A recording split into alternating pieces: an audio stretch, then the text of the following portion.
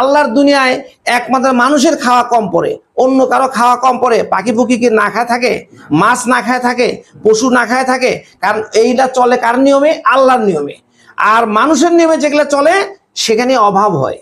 তো যদি আল্লাহর নিয়মে অন্য কিছু চলে, এই সমাজটা যদি আল্লাহর নিয়মে চলতো তাহলে ভালো চলতো। আল্লাহর নিয়ম হলো কোরআন, এই কোরআন নিয়মে চলার জন্য জামাত ইসলামী পরিকল্পনা করছে। আপনারা সমর্থন দিবেন তো?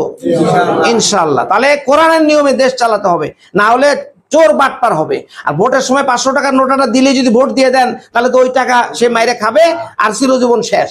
তাহলে এটা করবেন না, ঠিক আছে? সবাই বুঝাবেন। হ্যাঁ, আল্লাহ আমাদের সবাই বুঝবেন আর বুঝবো, এবং সঠিকভাবে আল্লাহর নিয়মের পক্ষে, কোরআনের পক্ষে, ইসলামের পক্ষে আমরা থাকবো, ঠিক আছে? আল্লাহ রাব্বুল আলামিন আমাদেরকে বানিয়েছেন, সৃষ্টি করেছেন কল্যাণমূলক কাজ করার জন্য।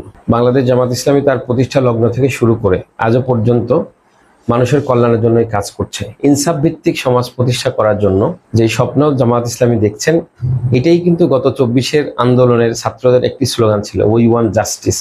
আমরা ন্যায় বিচার চাই। ন্যায় বিচার পেতে হলে, কল্যাণের সমাজ কায়েম করতে হলে কল্যাণমুখী কাজ তো করতে হবে। জামাত ইসলামী কিন্তু এটি তার জন্মলগ্ন থেকেই করে আসছে। আমাদের আমির জামাত সবসময় বলে যে বন্যা দুর্গত এলাকায় যখন উনি গেছেন বেড়াতে, আপনারা খেয়াল করেছেন, উনি উপহার নিয়ে গেছেন, কাউকে বলেননি যে ত্রাণ নিয়ে আসছেন। উনি বলেছেন যে আত্মীয়র বাড়িতে বেড়াইতে গেলে কিছু নিয়ে যেতে হয়, আমি আপনাদের আত্মীয়র মতো, ভাইয়ের মতো আমি আপনাদের জন্য কিছু উপহার নিয়ে আসছি।